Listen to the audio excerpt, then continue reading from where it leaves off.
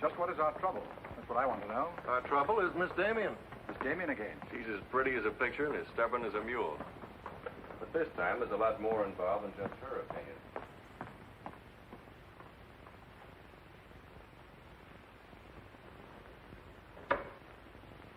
Come in, Miss Damien. We were just ripping you up the back a little bit. So I gathered. There's nothing personal. It's about Mr. Courtland.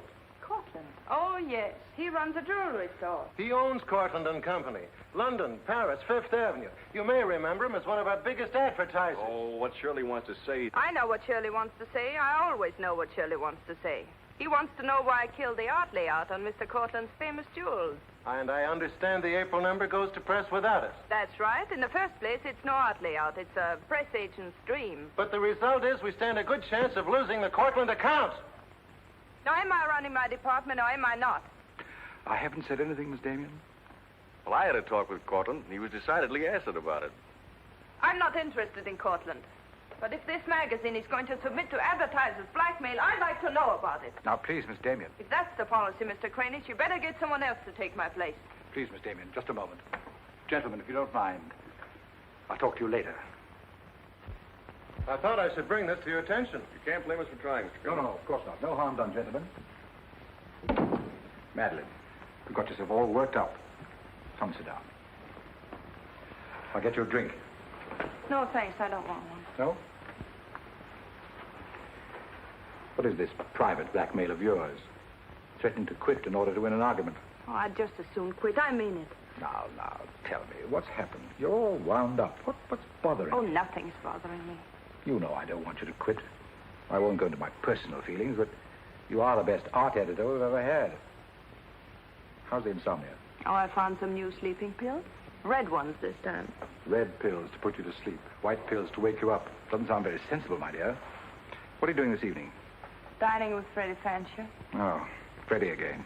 Oh, I couldn't get out of it, Victor. We're using some of his drawings next month. But it'll be the last time, I promise. Madeleine, you're a bundle of lies. A very lovely bundle. Beautifully tied together. I'm trying to be honest, but you won't believe me, will you? No, my dear. Because I don't really think you believe yourself.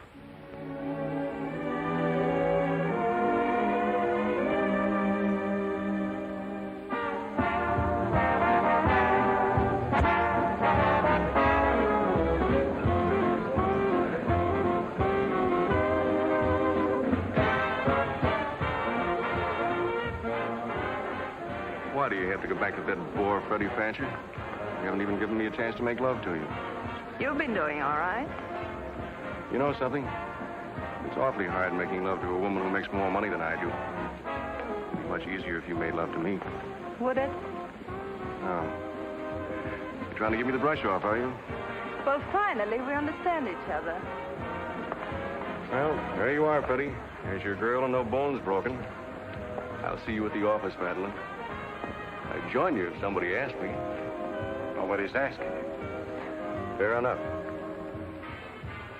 Why do you have to dance with that pollywog? Look, I've told you not to drink. I always drink, particularly when I'm with you. Oh, am I that hard to take sober? You're a voluptuous pain in the neck. I'm going home. You're not going to walk out on me. Come on, be yourself. I've told you I'm going to leave early. But you can't leave me just sitting here in the snow. I'm mad about you. In my own foul way. Good night, Freddie.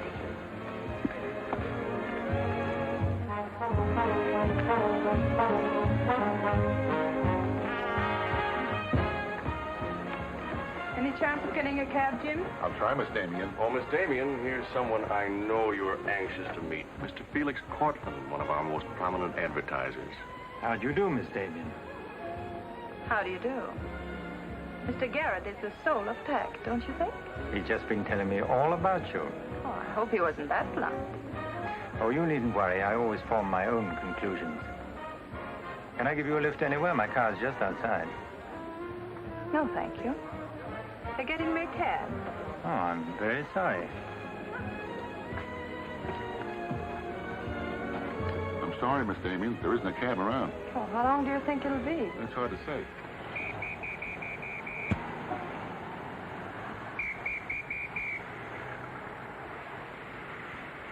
sure you don't want to lift? Well, there doesn't seem to be any alternative. Good night, Mr. Garet. Good night, Mr. Courtland.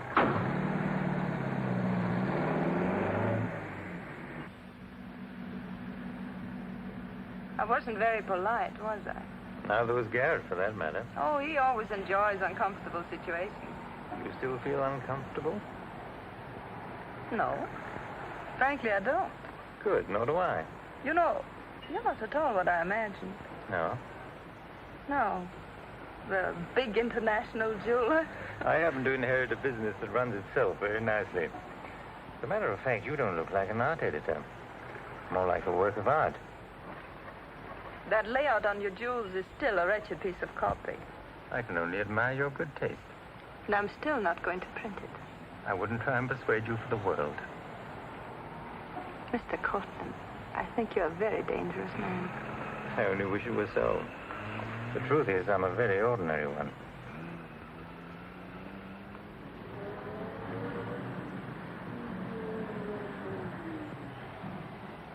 Oh, I'm sorry. I forgot to give you my address. It's my fault. I forgot to ask you.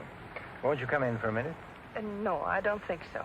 Oh, but you really must see those jewels you've been insulting. They're much handsomer than the photographs. I'll need you in about 15 minutes. But I said I wasn't coming in. Oh, yes, so you did.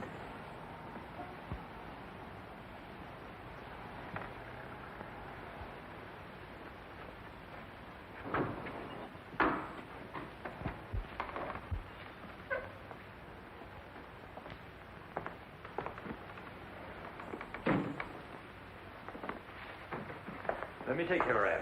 Well, I'm only going to stay a minute, you know. Of course.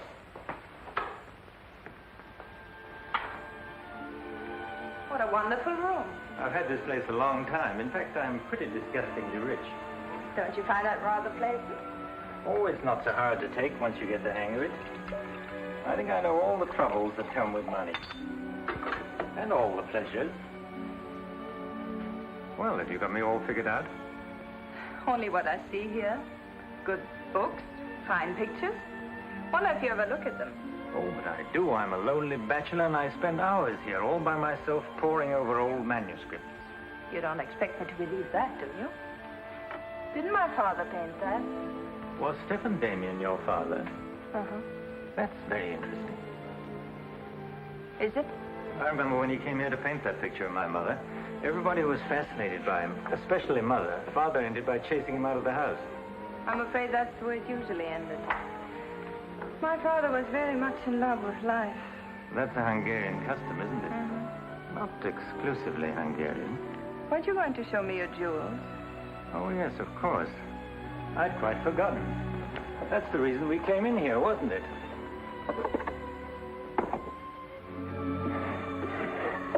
You ought to feel very flattered, Miss Damien. This safe is one of my darkest secrets. You really want to see those jewels? Not particularly. I can't tell a brilliant from a diamond. Not one person in 100 can.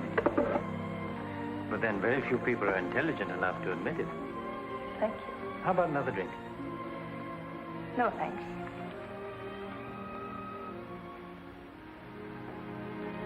You know, you need relaxing. Lots of relaxing. I can hear your nerves snapping like rubber bands. I'm not nervous at all, see? You're a very curious mixture.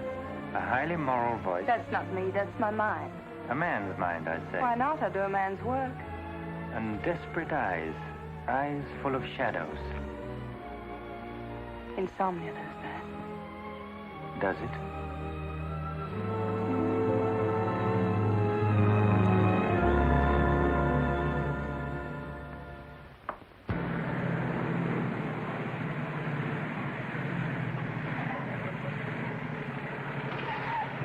Anything doing? Not a thing. You know, it's getting me down eating in these hamburger joints. One thing you gotta learn, eat where the truck drivers eat. They know the right spot. Say, I saw a funny thing up the road just now. Good-looking dame sitting in a car all alone. Yeah, what was she doing? That's just it. She wasn't doing nothing, just sitting there. I got a rule about women. If they ain't breaking the law, let them alone.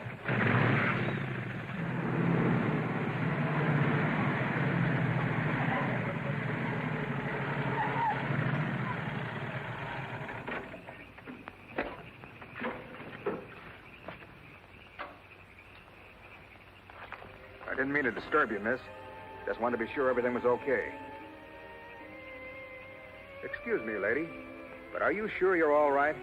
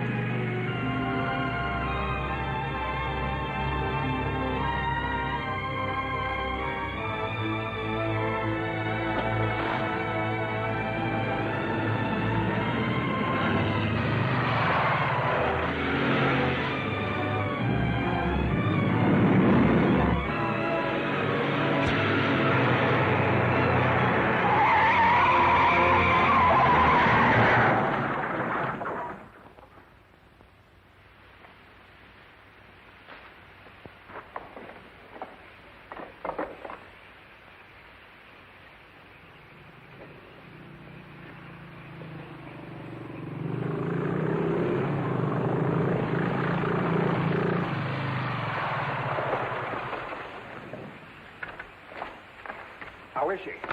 Luckier than she deserves. I just checked on her up the road. She was acting kind of strange then. I'd better call that ambulance. I doubt if it's serious, and I'm as good a doctor as you'll find at this time of night. Let's take her inside.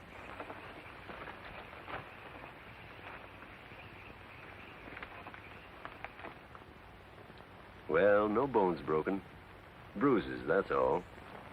I think you better rest here for the night. I'm a little surprised. You're a beautiful young woman. You've been in an accident. You haven't asked for a mirror. Perhaps that fits with the way you were driving tonight. Perhaps you find the idea of living not very attractive. Is that any of your business, Doctor? As a matter of fact, it is my business. I happen to be a psychiatrist. I don't need a psychiatrist. You won't mind if I disagree with you.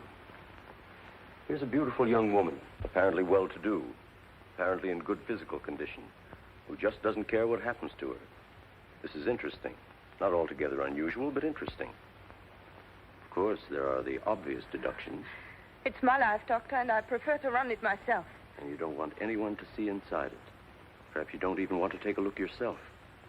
Many women haven't the courage to face themselves, so they look for escape in one excitement after another. Half my patients are like that. But I'm not one of your patients. If you tell me how much I owe you, I'll be going back to town now. Very well. I'll drive you to the station.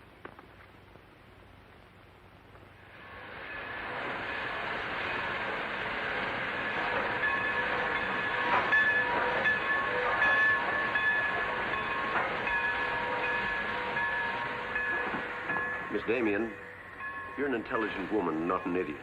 Will you promise me one thing? When you get ready to throw yourself off Brooklyn Bridge, will you come and see me first?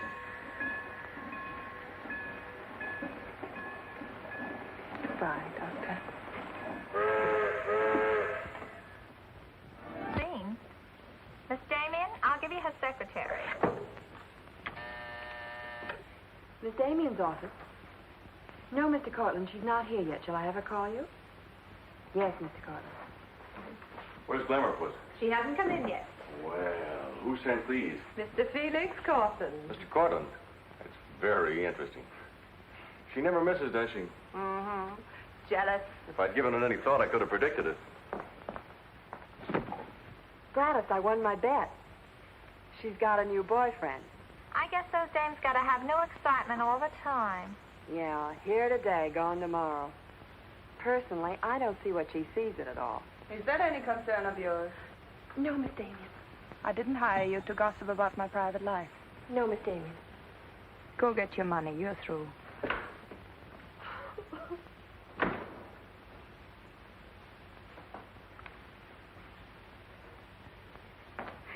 Damien, come in yet? What's the matter, sweetheart?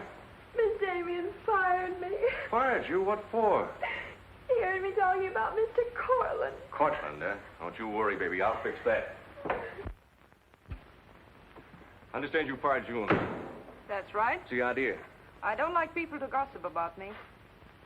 You don't, eh? No, I don't. Well, it's pretty late to be thinking about a thing like that and so rotten quick to take it out on your secretary. Get out of here. You don't think your life is a secret, do you? Boys were betting 8-5 this morning that the Courtland layout would be in the next issue. You're disgusting. Madeleine, why don't you get wise to yourself? Everybody else is. One romance after another. That's your whole life, and you adore it. Get out. You try to dress it up with pretty words, but you don't fool anybody. They know what you are, and you'll never change. Get out!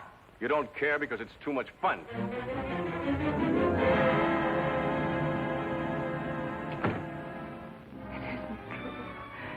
It isn't true. It isn't true.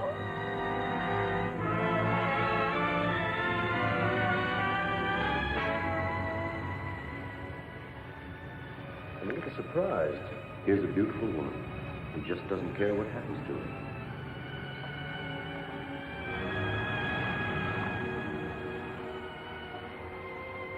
Many women haven't the courage to face themselves, so they look for escape in one excitement after another.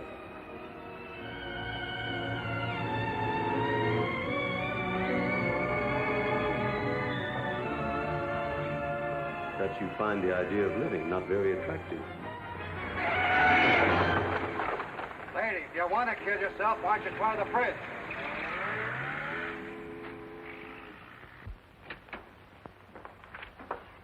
I'm glad I was right.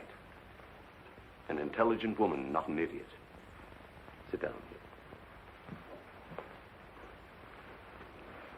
That's it. Now, if you feel like talking, just go ahead and talk. You're afraid, aren't you? Well, it's our job to find out why. To explore the shadows and throw light on what we find there. Then you'll be able to see yourself clearly and face yourself honestly. When you can do that, you won't be afraid anymore.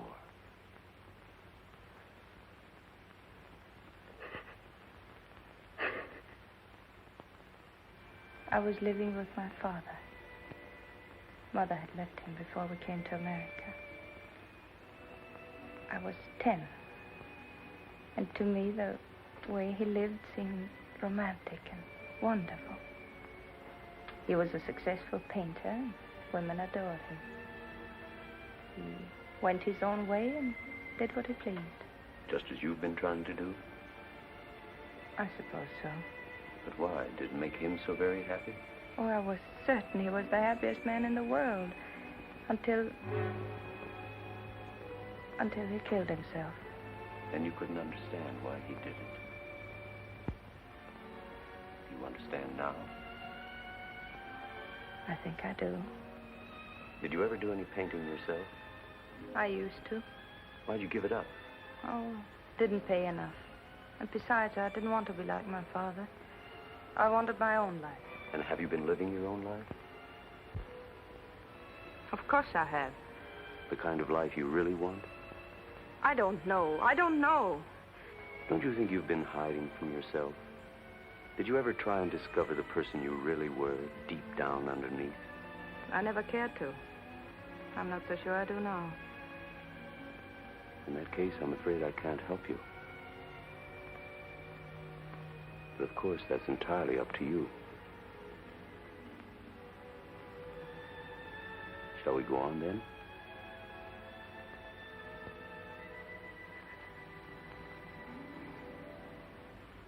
I was doing what I wanted to do. Paying my own way and making my own rules. Nobody was hurt. Nobody but yourself. And it didn't really make you happy, did it? Wasn't that because down underneath you knew there was something missing? Something important? I suppose so. That would worry you, wouldn't it? And then you would drug yourself with the excitement of more excitement. Oh, I know the pattern, Miss Damien. You're suffering from a disease of the times. A neurotic malady as commonplace as chronic alcoholism.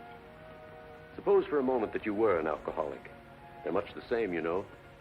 Unsure of themselves underneath and seeking reassurance from new excitement. Instead of getting at the cause, the drunkard solves his problem by taking another drink.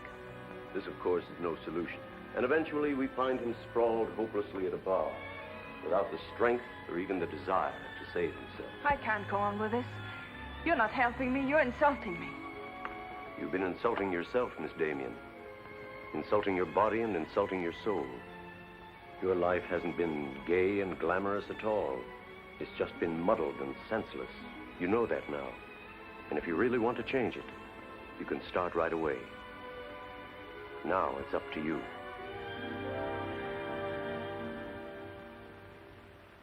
You can have my apartment, Ethel. The rent's paid till the end of the month. Darling, I feel like a vulture wheeling over your head. I'm not in, whoever it is. Miss Damien's office.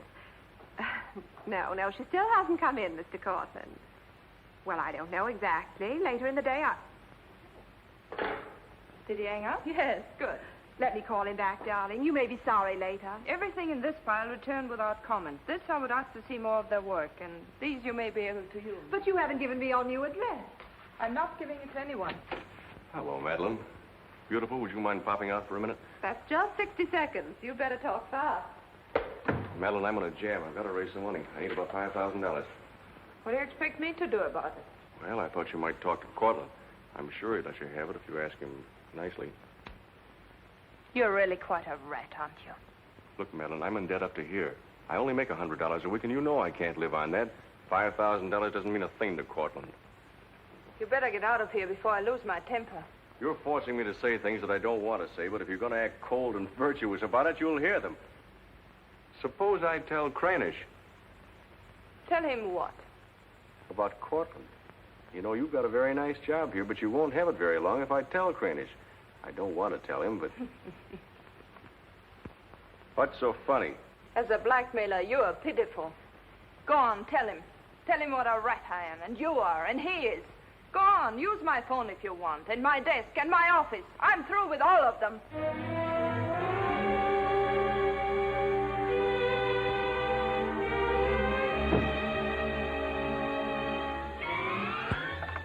Boulevard Magazine. No, Miss Damien hasn't been back. Just a moment, please. I'm sorry, she doesn't work here anymore. You might try at her home. Waldorf Apartments. Waldorf Apartments? Miss Damien? Oh, no, she gave up her apartment. Why don't you try the post office? Dahlgren? Dalton? Damien. Care of Richard Caleb, 137 West 50th Street. Well, I've nothing to tell you except that Miss Damien has taken my advice as a doctor. She'd been living in an area of infection, and she's removed herself from it. I take it you consider me part of the general contamination. Now, you've come here for information, not diagnosis. I usually charge a fee for insulting people. I'm willing to pay for data of any kind. Yes, I gathered that. But I have nothing for sale. I suppose you're being very ethical, but I'd like to talk to Madeleine. In your presence, if you wish. Miss Damien is living under a different name in a different world. She told me to tell you, if you inquired, that she was busy growing a new soul. Now, would you please keep off the grass? Goodbye, Mr. Courtland. Bye, Doctor. Doesn't it ever worry you, playing the Almighty in this fashion? Not particularly. I'm used to it.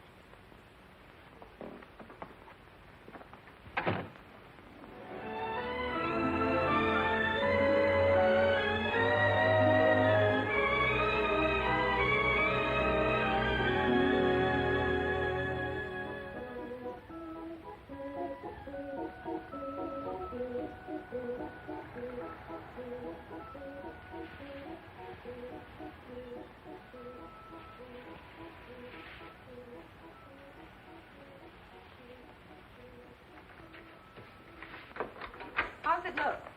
It's better than torn wallpaper. So you think I'll tell him then? Well, you'll do better after you get the hang of it. I only hope the new tenant will like it. Well, he seems awful particular. He's a floor walker at Macy's. Oh, well, you can always give it back to me. He'll never sell it, you know. Take my advice and try something more cheerful. You know, like flowers and butterflies. I'll do that. Thank you, Mrs. Geiger.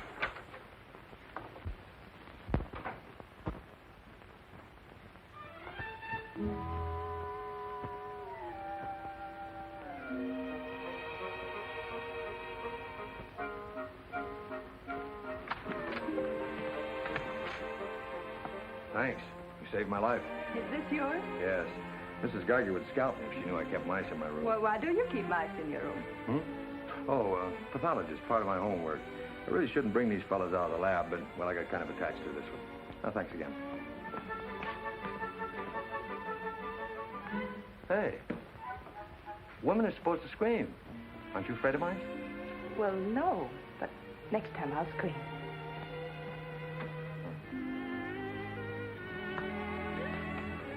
Good afternoon, Miss Green. Hello, how's the work going? Oh, all right. You got it.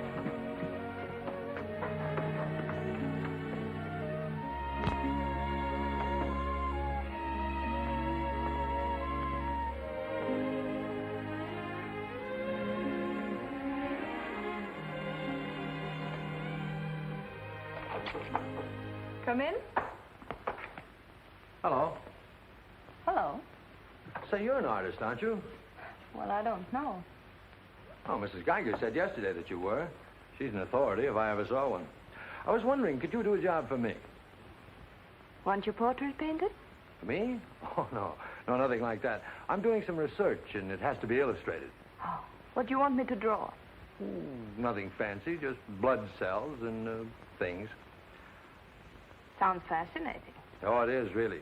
You see, it's a lot like... Oh, no, you'd be surprised. It really is fascinating once you get in it. Of course, I'm on a fellowship, and I couldn't pay you very much. Matter of fact, I couldn't pay anything till the first of the month. That'll be all right. Oh, fine. Swell. It's all settled then. I'll see you at my place about 6 o'clock. Oh, but couldn't I... Oh, sure you can. I just live downstairs. You know, the mousetrap. Oh, by the way, my name is Cousin. Mine is Dixon. Very glad to know you, Miss Dixon.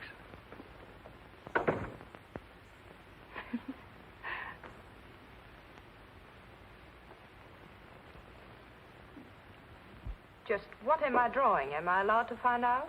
Sure. Effective anti-reticular serum on cell tissue. That's all I wanted to know. Oh, say, that's quite good. I'll take it to the lab with me in the morning. Just about ready for the next one. Do you realize it's 12 o'clock? Oh? I haven't had my dinner yet. And you haven't either. Oh, gosh, I'm sorry, but well, I got so wound up on this. So did I, but now I'm hungry.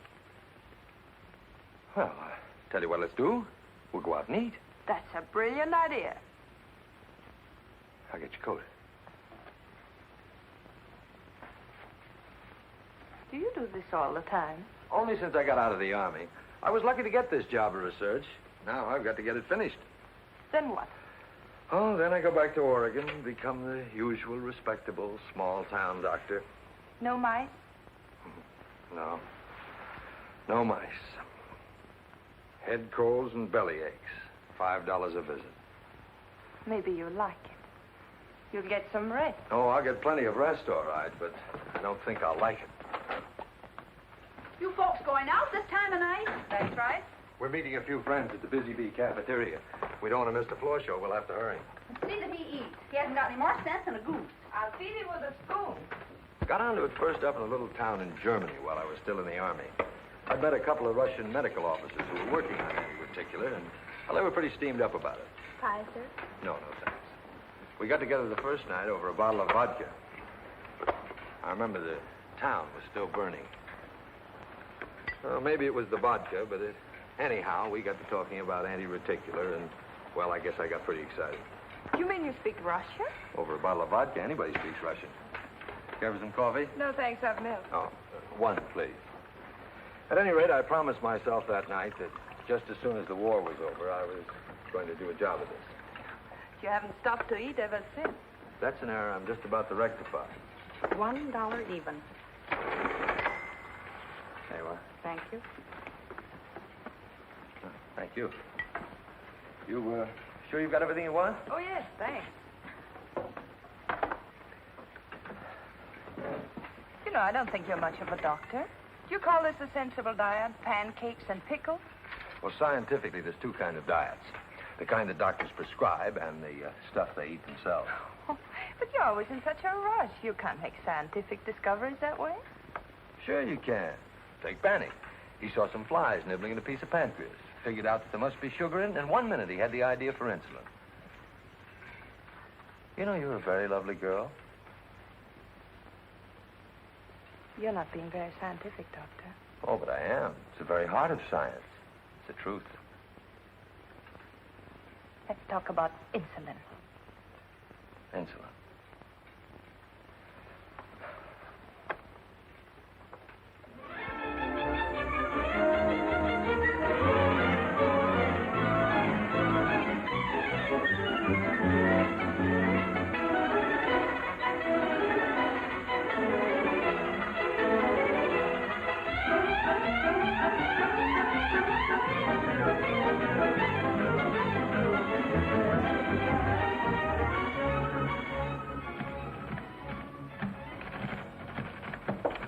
Come in.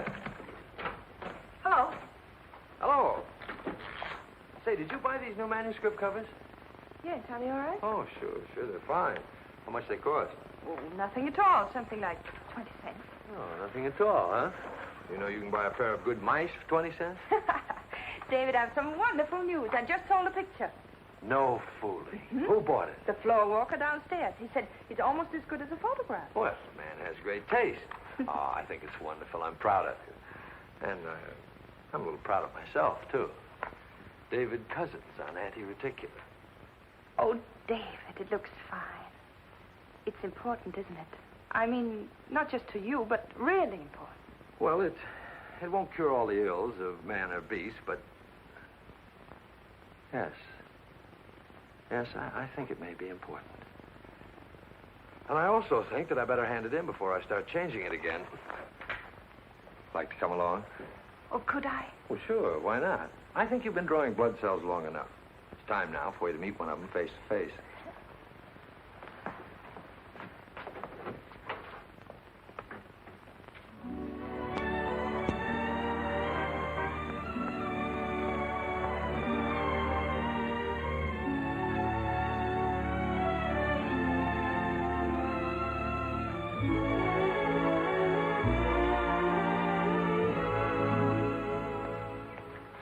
I hope your text is as good as your illustrations. I hope so, too, sir.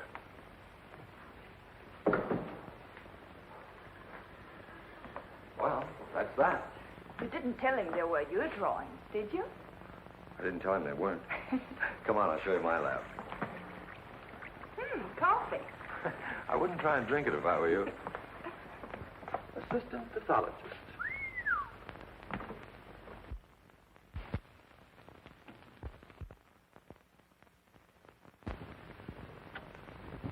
Well, this is me. How do you like it? Oh, I think it's wonderful. But how do you find anything in this place? Been here for 6 months and I haven't lost anything yet. Doesn't matter anyway. If the boss okays my research, I'll be out of here in a week. Back to Oregon? Yes, back to Oregon. All that way just to make a living. Is it as bad as all that? Oh, what's the use in kidding, Madeleine? I'm so much in love with you, I can't see straight. I haven't done any work in here for days. I just sit around waiting until I can see you. I know. Because that's just what I do. Wait to see you. Darling. Oh, darling, I never felt like this about anyone before. Tell me, when did you first know? Oh, when I first saw you, I think. Yeah, me too. I'll never forget you standing in that hall with a mouse in your hand. Only I didn't know then what was happening. I thought I had the flu. Will you marry me? Oh, David. Well, will you? We don't know each other. I mean, you don't know me. Oh, but I do. Of course I know you. Now, what do you want to know about me? David Cousins, M.D., University of Oregon, Captain Medical Corps Reserve, young, healthy, and very much in love. Will you marry me? Oh, please don't ask me now. Well, I've got to ask you now. I want to marry you now. Please give me time, David. I'm all mixed up. I'd like to go home now. All right.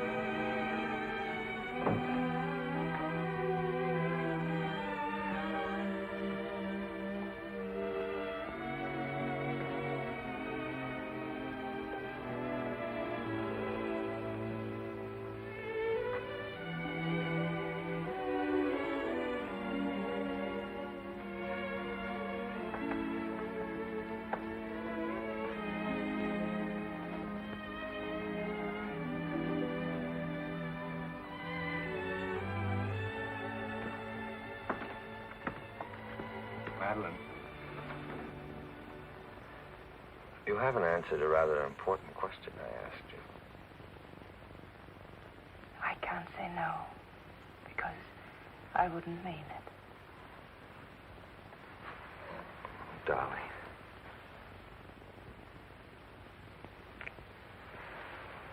David, I do love you.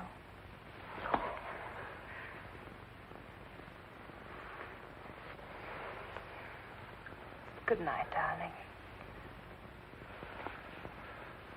Good night.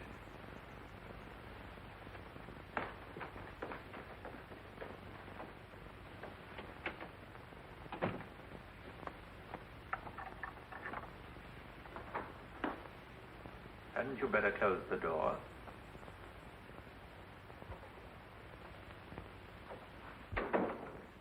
A gentleman I hired provided me with your new address and the proper keys. Suppose someone had seen you. You wouldn't have cared, would you? I didn't think it mattered. You see, I expected to find you wretched and lonely, grappling with your complexes. Rather naive of me. Will you please go? Of course I'll go. But before I do, wouldn't you like to tell me about him? Why? I'm in love.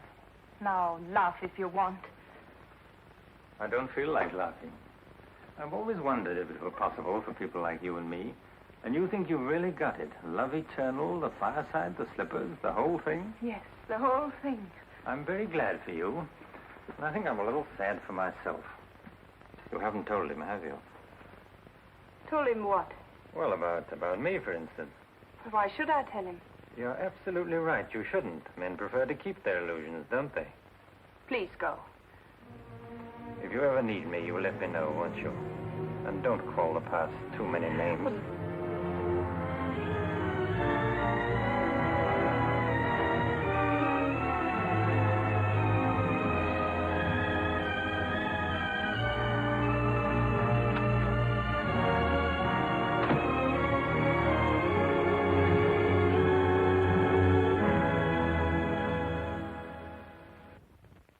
What you say. I'm going to marry him just as soon as it can be arranged. You want to run away from your problem? I'm not running away. You are, you know. You're looking for security from someone else instead of building it within yourself. But I love him. I can't talk to you if you don't believe me. Falling in love doesn't cure everything overnight. What do you mean? Let's be honest. There's a side of you that hasn't fully changed. Isn't that true? That is true, isn't it?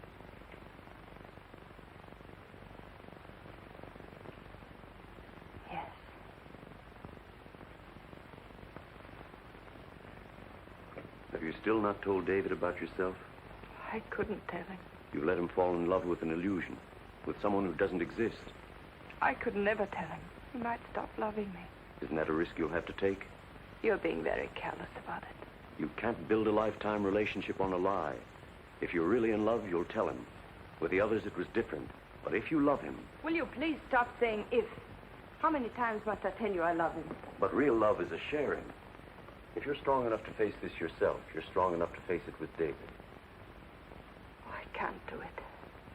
I can't risk the only happiness I've ever had. That's up to you, Miss Damien.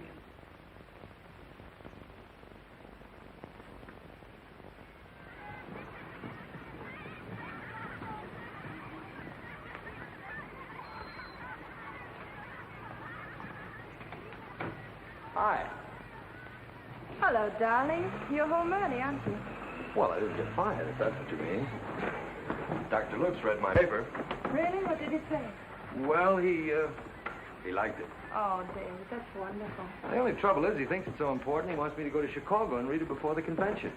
Oh, David, no. Well, that's not my idea. I don't want to go. Well, when will you have to leave? Tonight. Got to catch the 8 o'clock plane. And when will you come back? Oh, I don't know. A few days.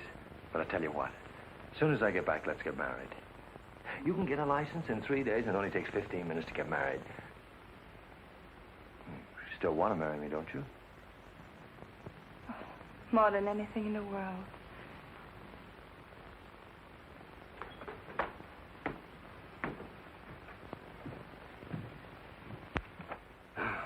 You know, I'm going to feel kind of silly at that convention. Of course, it's a great honor and all that, but you realize that I'll be talking before some of the biggest men in the field?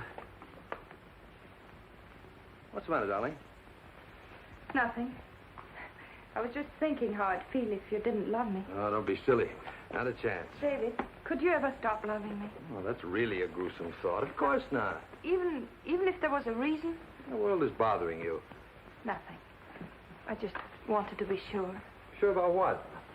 That you loved me and not an illusion you built up about me. Scientists can't believe in illusions. I believe in you. You're the best thing that's ever happened to me. 4 shirts. I wonder if that'll be enough. Come to think of it, it'll have to be. That's all I've got. Socks? Well, that just about does it. Madeleine.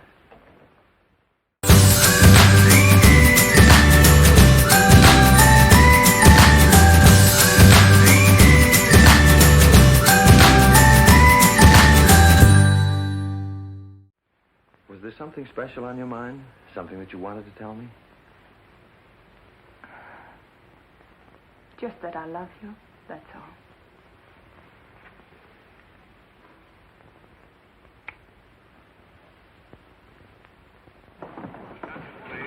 Flight 41 now loading at gate 6 for Chicago. Passengers on Flight 41 for Chicago. Write me every day? Every day. Hope you miss me. Hope you suffer like a maniac. I will, I promise. Oh, gosh, I hate to leave you. You know, I'm going to be jealous. Jealous of what? Oh, I don't know. Nobody, everybody. Just jealous. Darling, I belong to you. Don't you know that? I'm only alive because you love me. We'll be married the minute I get back. Well, look who's here. If it isn't Madeleine. How are you? It's been a long time. David, this is Mr. Garet. I used to work with him on a magazine. How do you know? I quit the racket, though. Or perhaps the racket quit me. Garrett's doing some confidential work for me now. How are you, Miss Dixon? This is Mr. Courtland, David. Dr. Cousins, my fiancé. You're a very lucky man, Doctor. I think so. Well, goodbye, Miss Dixon. My congratulations to you both. Oh, thank you. Good night. Good night. I don't believe a minute of it, do you? Garet, you're a very cynical man. You don't believe in true love. You don't think Madeleine does either, do you? I don't know, but I've always been fascinated by miracles.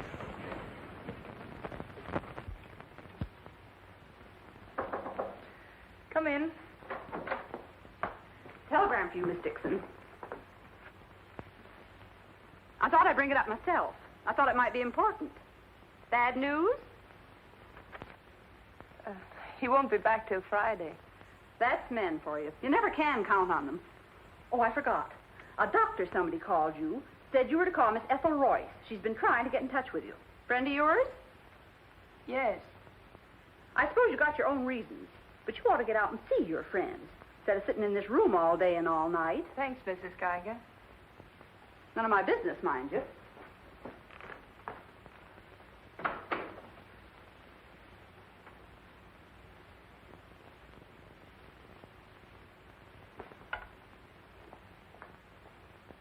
Ethel, this is Madeleine. Madeleine. Darling, but this is really a voice from the dead. I pestered that doctor of yours for hours. I just have to talk to you. Well, what about? Will you remember that art supplement, the one you started? Well, I do need your help, dear. I'm in an awful mess. Sorry, dear. I'll never come into that office again as long as I live. Oh, but I wouldn't ask you to do that. Just meet me somewhere. It'll only take an hour, I promise. Well, if it's just the two of us. All right. I'll be there at 5. Oh, so relieved. We were really desperate. Wonderful. I'm just dying to see you. Bye, dear. She'll do it. Good. Wonderful thing, professional pride. It never dies. How'd you sound? Awful. What do you expect? Too bad. Victor, I don't want you to be there. Wouldn't think of spoiling your reunion, my dear. I don't trust Madeleine, doctor or no doctor. Nor you either, my sweet.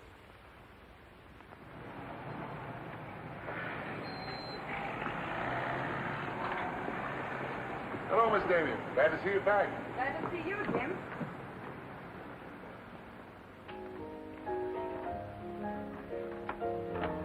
Hello, Luigi. Is Miss Royce here? She just came in, Miss Damien. We missed you, Miss Damien. Have you been away? No, but it's nice to be back just the same. Hello, Ethel. Darling, you look wonderful. A little pale, but so interesting. You know, I can't stay very long. I understand, dear. We'll get right to work. The usual, Miss Damien? Well, I don't know, Carl. You'd better. Wait till you see the mess I'm in with the supplement. All right, Carl. Darling, I'm just dying to hear what you've been up to. You must tell me everything. But there's nothing to tell. Come on, let's go to work.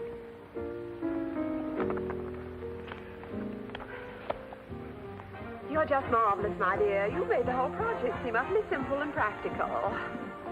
Not for me, please. Darling, you used to be able to drink 10 in a row. I'm out of training. No one would know it, my dear. You seem just like the old Madeleine again. It's the surroundings. What do you say we have dinner and go to a show? No, really, I've got to stagger home. Madeleine, my dear, this is a surprise. Victor, hello. What good fortune running into you like this? Do you mind? Don't let us fool you, Madeleine. You heard me making the date with you. It's true, but I'll deny it. Frankly, I wanted to have a look at you. You look very dashing for a hermit. Thank you. We've all missed you desperately, haven't we, Ethel? As though our little hearts would break. What about a drink with your old boss? I Please. had enough. 3 of whatever it is. I've got all the data we need on the supplement. Good.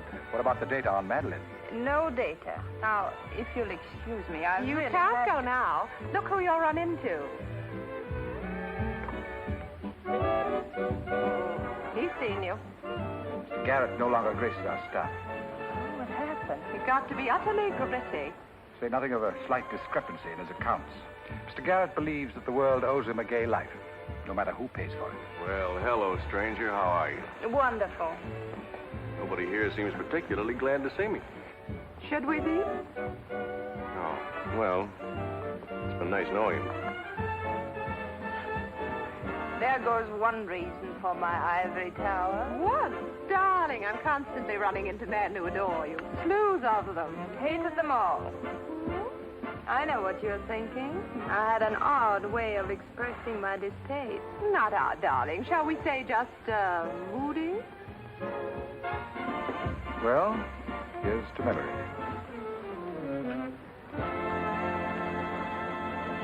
May I speak to Mr. Courtland, please? Just a moment, sir.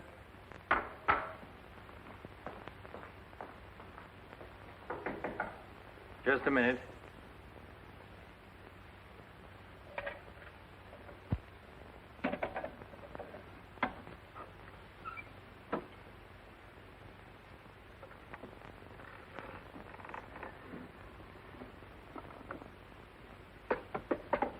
Come in.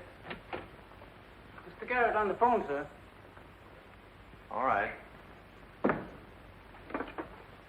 Hello, Garet. I have some interesting news. Do you know who's here? Madeleine. How considerate of you to call. By the way, I've just been through the stones in my safe, and one's missing. The stone's not terribly important, but you're the only person who knows about my safe, and the fact is you did have my keys for quite a while yesterday. What are you getting at? Only that I don't like thieves.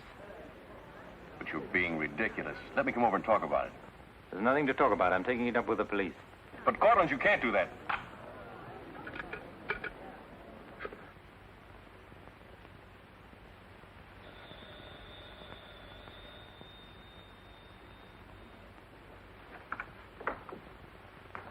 Mr. Garet again, sir. Tell him I've gone out. I'm sorry, Mr. Courtland has just left.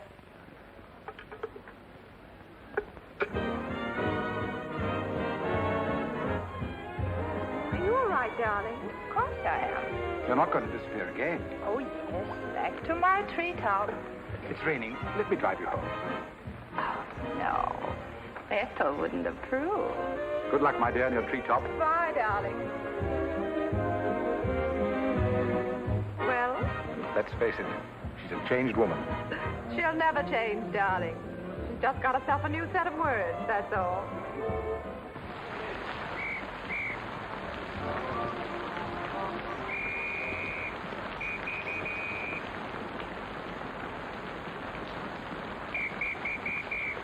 Madeleine.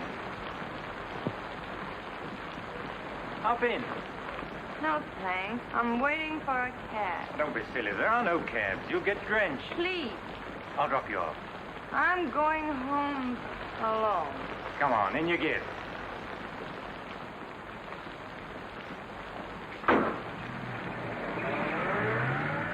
I hope you didn't get too wet.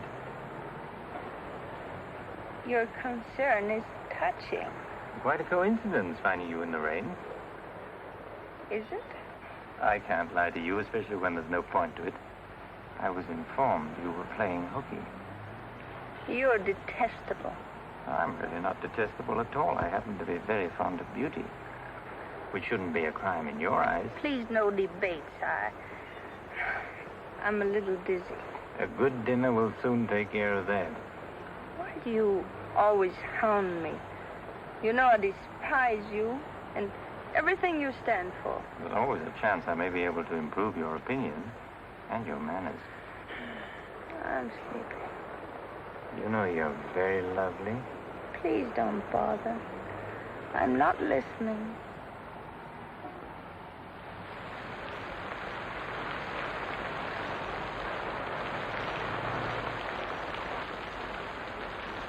Where are we? Don't you remember you visited here once upon a time? You're foul. You said you were taking me home. You forgot to mention the subject. A significant omission, as your friend Freud would say. Come on, I'm getting soaked. Just launch you. I'm going home. Right after dinner. Think how wonderful you'll feel when you slap my face.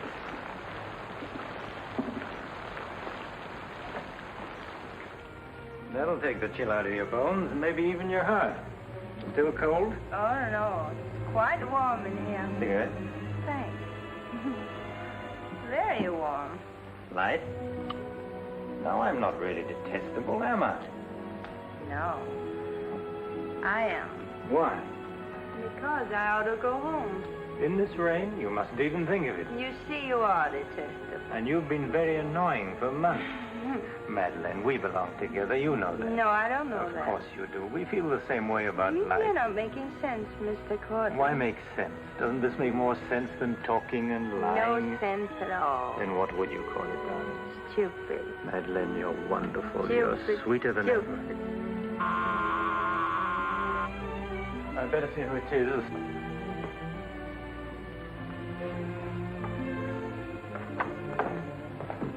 What are you doing, Jeff? How do you want to be a prisoner?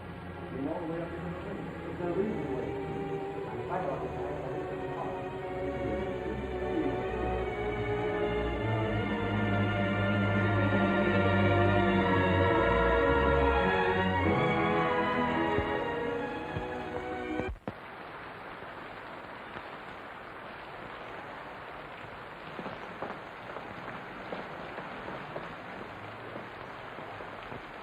But I tell you, I'm going to raise the money. I'll pay you, honestly. I don't like dealing with thieves. That's a job for the police. You swear out a warrant, you'll never get a dime. Look, I didn't sell it. I just had to have some money temporarily. Here's the pawn ticket. I'm not interested in pawn tickets. Good night, But, Garet. Courtland, you've got to give me a chance. I said good night.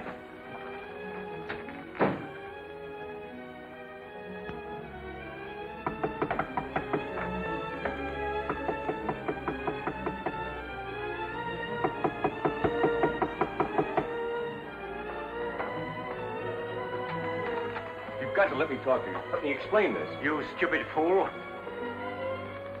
I'll have the stone back. I'll get it to you. I promise I will. All I need is a little more time, just a couple of weeks. What are you doing? Phoning the police. You can't do that. I'm not going to let you ruin me.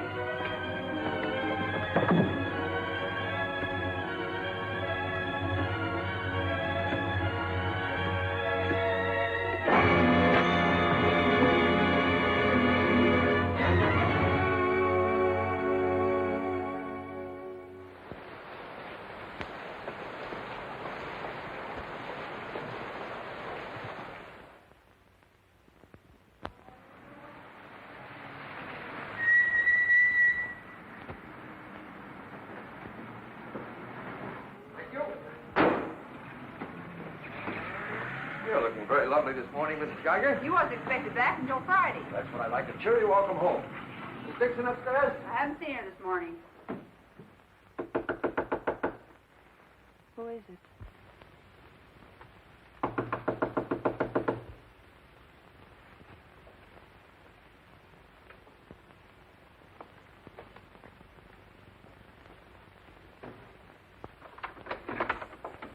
Hi. Darling. Oh, I couldn't wait till Friday. I just said my little piece and ran out on them. Oh, I needed you so badly. I feel lost without you. Don't ever leave me again. Oh, that you can depend on. Say, I've got big news. I'm a success. Oh, tell me all about it. I wonder what's the matter with you. You don't look very good. Come on, I think you better get back in bed. Now then, first, I don't have to go back to Bellyaches in Oregon. You're not marrying a small-town country doctor, young lady. You're marrying a promising young research scientist. At least that's what Dr. Broder says, and he ought to know. He's got a long white beard. Oh, darling, I'm so proud of you. I think I'll take your temperature. Gee, I wish you could have been there. When I finished reading my paper, they all got together and offered me my own laboratory in California. I still can't believe it. There it is, right in the paper. You'll find it on the bottom of page 10.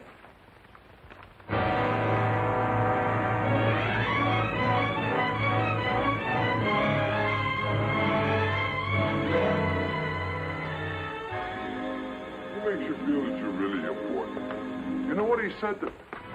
Oh, Madeleine, what's the matter? Oh, darling, you're cold as ice. You've got a chill. You stay right here. I'll be back in a minute. Oh, don't go. Don't leave me. I'll only be a second. I want to get a hot water bottle and some more blankets.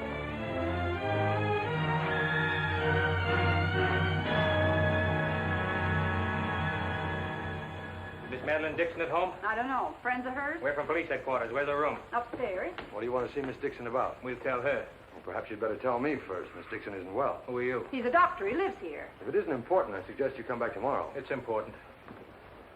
Could you get some extra blankets and a hot water bottle, please? You a friend of Miss Dixon's? Yes, why? Just asking. Well, what is it, an accident or something? I wouldn't call it an accident. Well, we should cut out this mystery and tell me what it's all about. Okay, Doc, take it easy. Madeleine, these men are from the police. They want to We'll take over from here, Doc. I'm Sergeant Patelli. This is Sergeant Beitler. You're a friend of Felix Courtland's, weren't you? Matter of fact, you were with him last night. No, I wasn't. Did you see Mr. Courtland any time yesterday? No, I didn't. Now, look, Miss Damien, we wouldn't be here asking questions unless we already knew most of the answers. Oh, wait a minute. Her name's not Damien. I think you've got the wrong party. I think maybe you've got the wrong party, Doc. The name happens to be Damien. This happens to be a case of murder. Take a look at that newspaper. I want to know what's going on in here. This is my house, and I've got to know. Sorry, madam. We'll talk to you later. As long as I've been here, there's never been police Take in her this and see house. what you can find out. lady. Come on. Now, Miss Damien, tell us what happened last night. What time did you leave Courtland's house? Oh, Dave. You and this guy, Courtland, were pretty sweet on each other, isn't that right? Oh, but it isn't. It isn't true. Now, according to the chauffeur, you got to Courtland's house at 7:15. What time did you leave? Oh, but I didn't go into the house. I met him by accident. David, don't look at me like that. How long have you known Miss Damien, Doc? Not very long, only a few months. Know that she was mixed up with this guy, Courtland? Oh, but it's a lie. David, it's a lie. Okay, so you didn't go into the house with Courtland? No, I didn't. He wanted me to come to the house, but I wouldn't do it. Oh, I didn't go into the house. I didn't, I tell you. Who you telling, me or the doc here? Did you get anything? She came in about 9. In a cab? No, she was walking in the rain. Landlady said she looked kind of wild-eyed. What about Courtland? He was here, all right. He visited her a couple of weeks ago. Get the date? Yeah, April 10th, around midnight. Anything else? The landlady thought that Courtland had a key to this place. She was kind of vague as to how he got it. I didn't give him a key. David, you can't believe that. I've got his key ring here. This one fits. He had a key, all right. But I didn't give it to him. Where are you going? Oh, David, don't leave me. I didn't kill him, I swear. I didn't kill him. Who cares whether you killed him or not?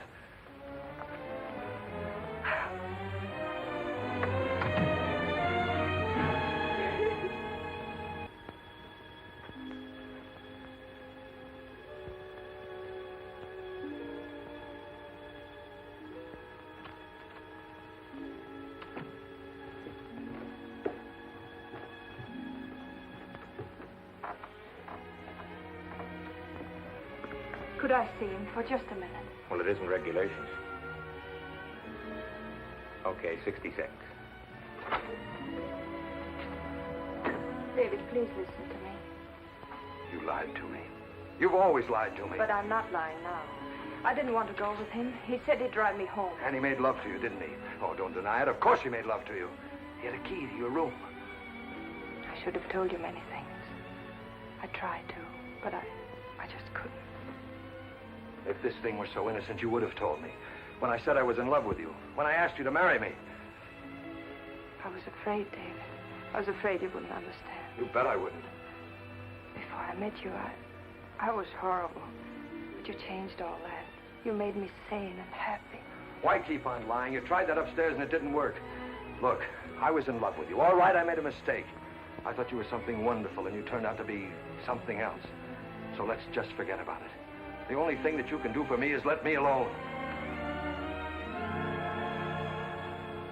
I love you, David. I'll always love you.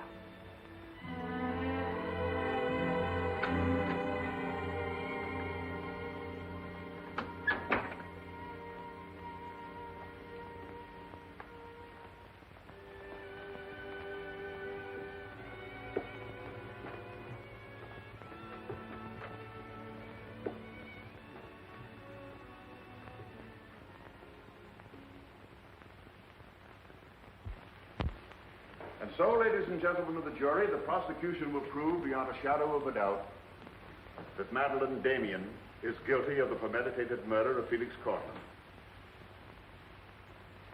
We will prove that she was in his apartment the night he was murdered. We will prove that her fingerprints are on the table lighter with which he was murdered. And we will prove further that she had a motive for the murder. For after all, this is a very simple story. To one man, Dr. Cousins, she was a pure and noble woman. To the other, Felix Courtland, an irresponsible light of love. Too self-indulgent to be faithful to the man she wanted to marry. Too weak and lacking in character to break with Courtland.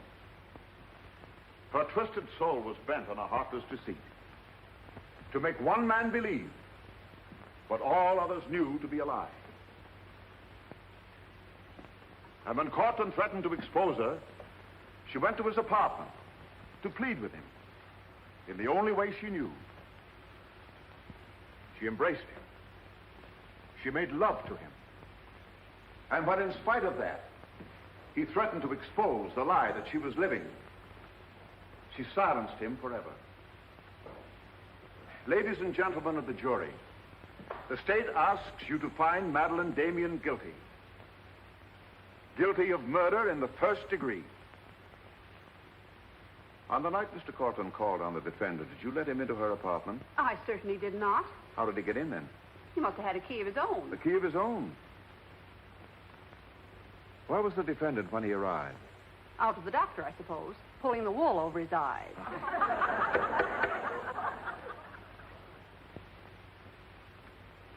Thank you, Mrs. Geiger. Your witness, Mr. Mitchell. You've got to let me cross-examine her. No questions. Miss Damien, I can't defend you properly if you won't let me. We've got to put up a fight. Fight? What for? And now, Mr. Garet, just what was the nature of the work you did for Mr. Courtland? Well, most of it was personal.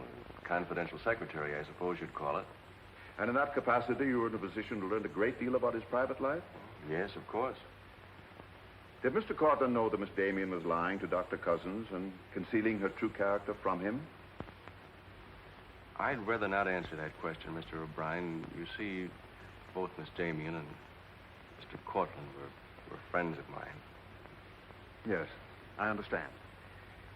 Well, let's get back to the meeting at the airport. What was the attitude of the defendant when Courtland saw Dr. Cousins? She was embarrassed, naturally. Yeah. She was embarrassed, naturally. Thank you. Your witness, Mr. Mitchell. I've got to cross-examine. If I don't, we haven't a chance. Don't ask him anything. No questions. Were you a close friend of the defendant? Yes, I was. Did she confide in you on matters of a personal nature? Yes, she did. If you were asked in this court, do you think you could recall any of those intimacies? I could recall some of them in lurid detail. Your Honor, I object. Objection sustained. Well, let me ask you this, Miss Royce. Would you say in general that men found Miss Damien attractive? Definitely. And would you say that Miss Damien found men attractive to her? I'm afraid I most certainly would. You would? What were the relations between Miss Damien and her former employer, Mr. Cranish? They were friendly. In your opinion, was there anything more than friendly? I object, Your Honor. The question calls for the conclusion of the witness and is prejudicial. Objection sustained. Dr. Cousins, I'm Dr. Caleb. Miss Damien's a patient of mine. I don't happen to think she's guilty of murder, do you? No, I don't. She may be guilty of other things, but in there she's being tried for murder. And she won't even defend herself. She's got a pretty good lawyer, hasn't she? She needs your help, Doctor. In her own mind, she's not on trial for murder. She's on trial for those other things. And it's not the judge who's trying that case, it's you. I don't want to be rude, Doctor, but I don't think you know what you're talking about. I'm sorry to disagree. You see, I've been treating Miss Damien for some time. I happen to be her psychiatrist. Dr. Caleb. I'm sorry to have bothered you, Doctor.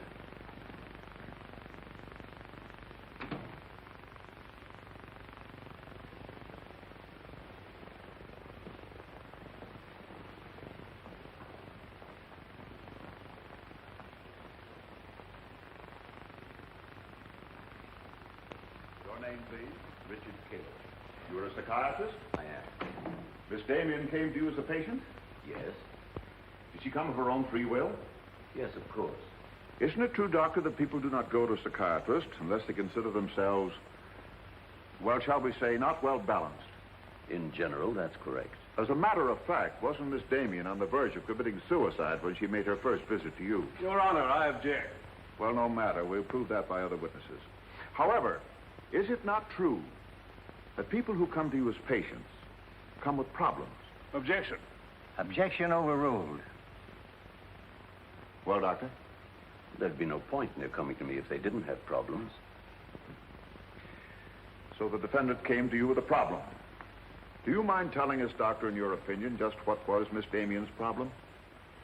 That is a confidential matter between doctor and patient. I'm afraid I can't discuss it. Well, during the course of your treatment of Miss Damien, did you ever discuss her relationship with Dr. David Cousins? Yes, we did. Well, bearing in mind the fact that she's engaged to be married to Dr. Cousins, do you think she was as frank with him as she should have been? As a matter of fact, I urged her to tell him everything. And did she?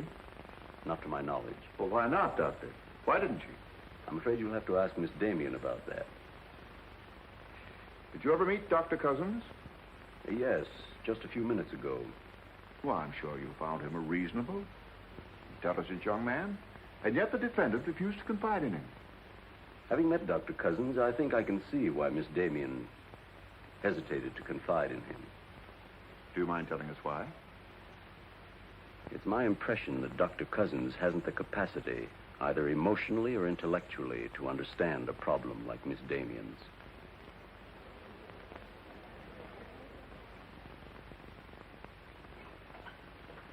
How's the trial going, Doctor?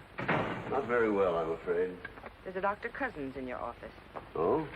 He said you weren't expecting him. As a matter of fact, I was expecting him. Hello, Doctor. Sit down, relax.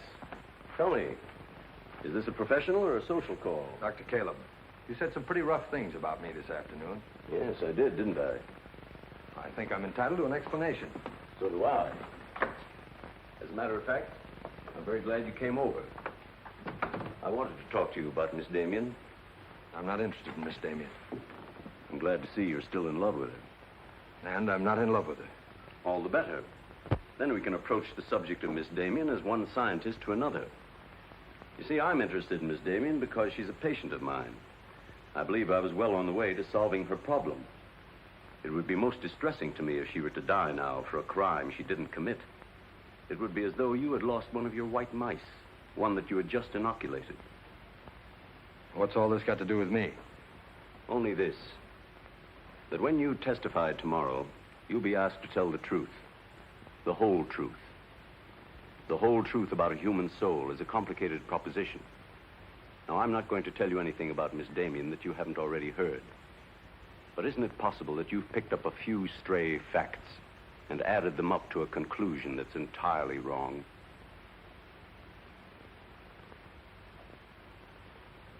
Won't you sit down, Doctor?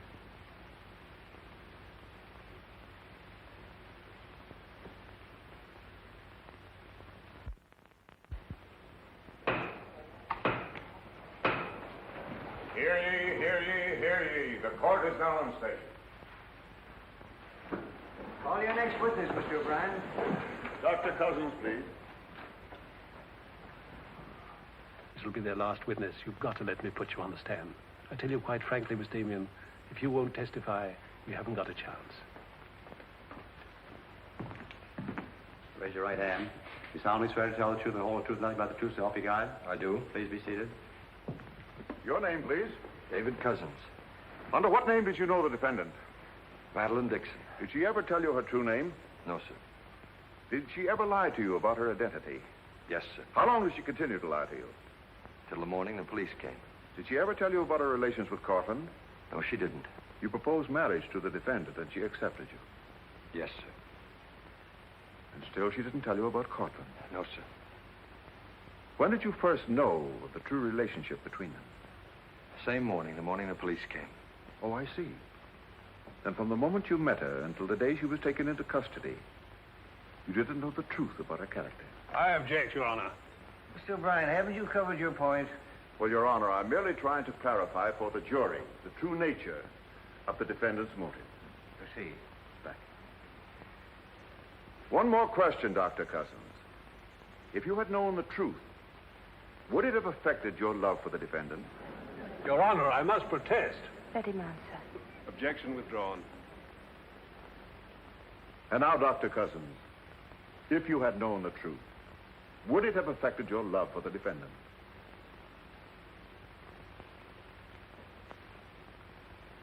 I was in love with Miss Damien then, and I'm in love with her now. Your witness, Mitchell. No questions.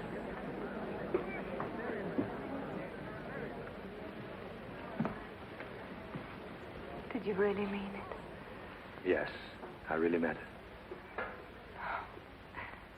I can't believe it. Now will you let me put you on the stand?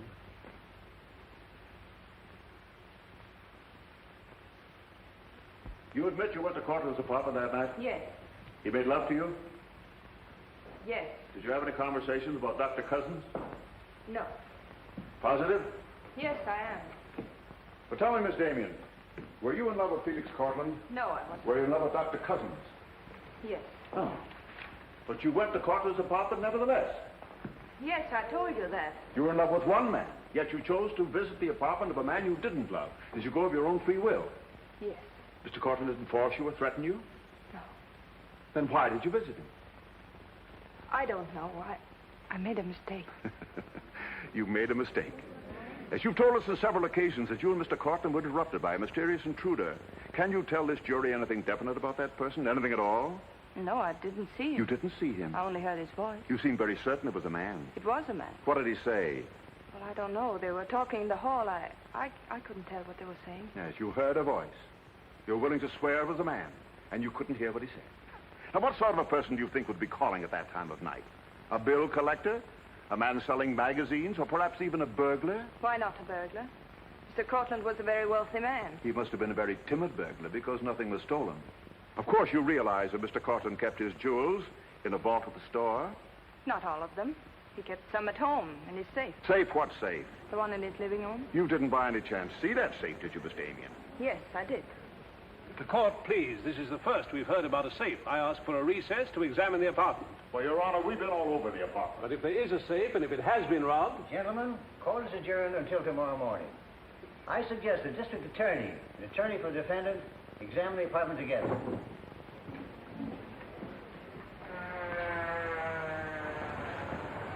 What about this safe, Mr. O'Brien? What safe? How about some pictures on the inside, Mr. O'Brien? You boys better wait outside.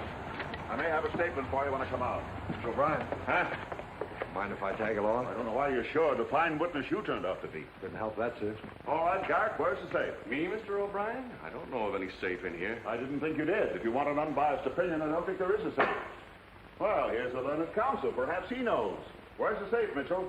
My assistant's checking the location with Miss Damien. He'll be along in a minute. Oh, you're on a dead one. While we're waiting, maybe Mr. Garet could tell us where the safe is. I've asked him, he doesn't know. I don't understand that, Mr. Garet. You were very close to Courtland, weren't you? That's right. I'm sure if there was a safe in here, I would have known about it. At least I would have seen the key to it. The answer's very simple. There is no safe. What did you find out? I got the dope on him, Mr. Mitchell. Splendid. It's over here in this bookcase. You were wrong for once, Mr. O'Brien. Could be. What do you know about that? Have you got Courtland's keys? There they are. Thank you. That looks to me very much like a safe, Mr. O'Brien. Yes, it does, doesn't it? But not like a safe that's ever been robbed. I don't think a good burglar would leave those behind. Well, I guess we're right back where we started from. Well, I've seen all I want. How about you, Mitchell? You win this round. Lock it up, sir. Yes, sir. See you in court, gentlemen. Can I give you a lift, Doctor? No, thanks. Sergeant, I have some papers here, Mr. Courtland, I'd like to put in order. Do you mind if I stay? It's all right with me. We're finished with the place. Thank you very much. Anything I can do for you, Doctor? Oh, I was just curious about something. I've never seen a safe like that before. One that operated with a key. Come to think about it, I guess I haven't either. Normal assumption about a safe is that the lock works on a combination. Yes, I guess most of them do. I was wondering how you knew that this one worked with a key. You said you'd never seen the key to it. Did I say that? Uh-huh. I guess I must have said something I didn't mean. Oh, I see. There could be another explanation. Really? Yes. That you were lying when you said you'd never seen the safe before. You're not serious, are you, Doc? I'm a scientist, Mr. Garet. When we get hold of an odd fact, we consider every possible explanation. We make some of our most important discoveries that way. Well, it must be fascinating work. Yes, it is. Suppose I had known about that safe, which I didn't. What would that prove? Frankly, nothing. But it does suggest a theory. You were very close to Courtland. You knew about the safe. Maybe the safe was robbed. Perhaps he found out about it. He was quarreling with a man in the hall the night he was killed. Maybe that man was you. That's a very interesting theory. Yes, isn't it? Well, as I said, I'm a scientist. When we hit on a theory like that, the next thing we do is to test it. That's all I'm doing. I see. Then you won't mind having a little talk with the police? No, why should I? Fingerprints. But then, of course, if you've never seen the safe before, you won't mind them checking it for yours. Oh, certainly not.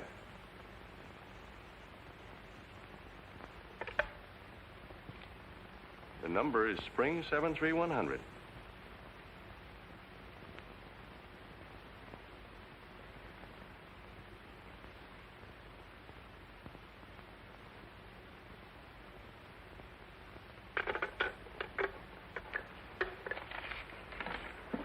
Okay, Doc. No hard feelings. Don't you think this sort of thing is rather out of your line, though? I guess maybe you're right. Bye, Doctor. Goodbye.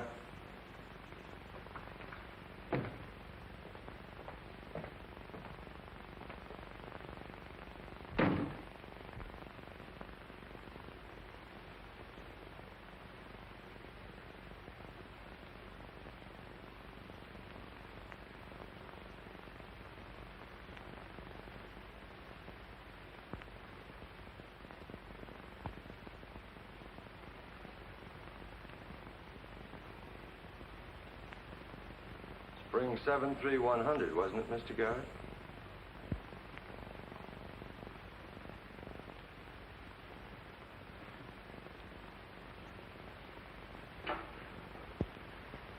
I guess maybe I underestimated you, Doctor.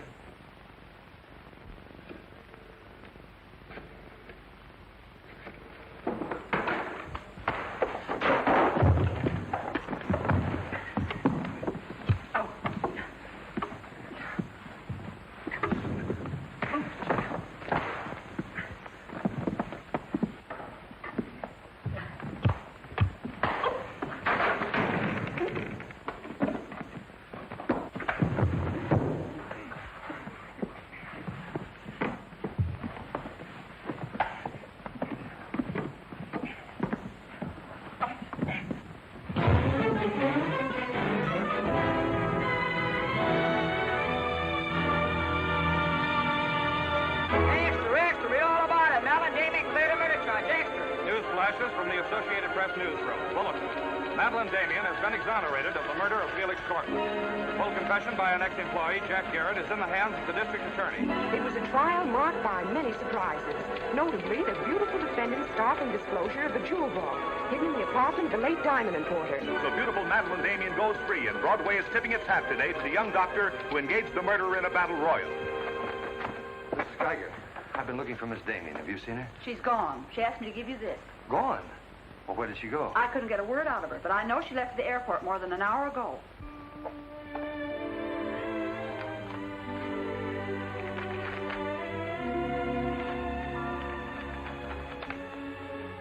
David, dear, I can still hear your voice in that courtroom, and I'll never forget what you said. You did much more than save my life. You made my life worth saving. I can't bear to tell you how much I love you and want to marry you. But right now, that wouldn't be fair. I'm going away for a while. I want to be terribly sure, after all this, that I can really be the kind of person you once thought I was. Maybe after a while that will be possible. And then, when we're both sure, David, please ask me again. Goodbye, my darling.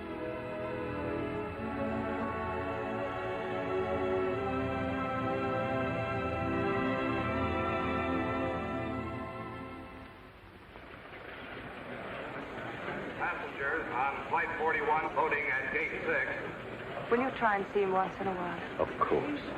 You see, I want to be sure of myself. I'm sure of you. Are you really? After what you've been through, I'm very sure. Goodbye. I still think you're making a mistake.